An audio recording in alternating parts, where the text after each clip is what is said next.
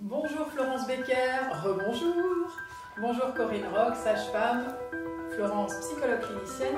Quid des rapports sexuels pendant la grossesse? Ça se fait pas, c'est bien, c'est pas bien, c'est dangereux, ça l'est pas, j'ai le droit, je peux pas. Qui commence? D'un point de vue psychologique, on va dire, du vécu psychologique d'une grossesse, tout est possible. Ou voire tout est impossible. Autant du côté de la femme que du côté de l'homme. Donc je vous parle de ce que j'entends, hein, bien sûr. Voilà, il y a des femmes qui ne peuvent pas du tout, il y en a qui ont une libido vraiment démesurée, et à côté de ça, il y a des messieurs qui disent « Ah non, mais moi je peux pas, on est trois, là c'est juste pas possible. Je dérange quelqu'un, ça me gêne, je suis mal à l'aise avec ça. » Puis il y en a d'autres, c'est autrement. Donc moi je ne sais pas vraiment répondre à cette question, mais vraiment tout est possible. Mais en tout cas, il y a forcément un changement, hein, puisque effectivement, dans la réalité, il y a quelqu'un en plus. Tu réponds parfaitement bien, c'est vraiment cette question, pouvoir ouvrir, que ça puisse se parler, se dire qu'est-ce qui se passe, qu'est-ce que je vis. Ce qui est important, c'est que le couple puisse en parler, qu'il n'y ait pas de malentendu, et puis voilà, d'accepter le point de vue de l'autre, hein, sans le juger. Et alors au niveau physiologique? Alors c'est important, effectivement, je reviens sur le fait de pouvoir en parler déjà pendant la grossesse. Parce que souvent en consultation avec le médecin, c'est pas abordé. Donc, moi je sais que je l'aborde quand je reçois les couples en ce qu'on appelle un entretien prénatal précoce. Et des fois ils sont surpris parce que il n'y a pas de problème, effectivement. Puis des fois je vois des regards gênés et donc je sors toujours je ne l'ai pas amené, je n'ai pas pensé, un schéma parce que quand je sens que ce qui les inquiète, c'est de faire mal au bébé, parce que souvent, c'est ce qui revient. Je montre effectivement avec l'anatomie qu'on voit très bien que la tête du bébé n'est pas concernée, en fait. Voilà.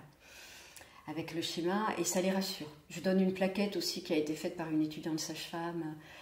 Voilà, il n'y a pas de tabou, on parle de la sexualité, on adapte les positions, il n'y a pas de peur à avoir, en fait. Donc, après, vraiment, redis-le bien, parce que vraiment, je t'assure que c'est quelque chose qui se dit régulièrement. Oui. Le bébé n'a pas mal.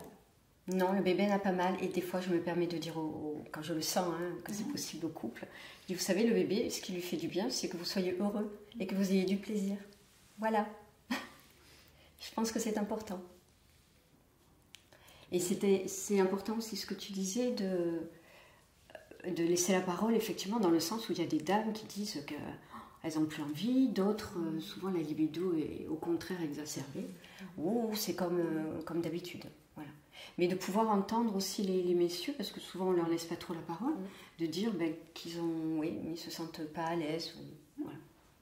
C'est selon l'histoire de chacun, selon l'histoire du couple, et les habitudes ou pas, ou les fantasmes, voilà, tout ça c'est mélangé, donc il faut faire avec. Et puis d'expliquer aussi, alors ça c'est surtout... dès que l'utérus prend une taille conséquente, qu'on le sent, c'est d'expliquer qu'elle ne s'affole pas quand il y a des contractions pendant l'orgasme. C'est normal. Notre utérus, il fait ça quand il est à l'intérieur de notre bassin, qu'on ne le sent pas parce qu'on n'est pas enceinte, mais il se contracte, c'est normal, parce que souvent ça les inquiète. Voilà, ça c'est important. J'ai une amie qui a osé me partager, qu'elle m'a dit, moi j'ai senti qu'avant de partir à la maternité, c'est ce qui pouvait nous aider le plus pour un bon accouchement. Elle a dit, parce que le médecin lui a dit, vous avez fait les vitres. Elle a dit, non, pas vraiment. Elle a dit, j'ai pas osé. Elle a dit, j'ai quand même pas osé dire. J'ai trouvé que c'était super pour ouvrir le passage. En tout cas, merci beaucoup parce que c'est un tabou et non des moindres. Merci beaucoup, à bientôt, Florence Becker.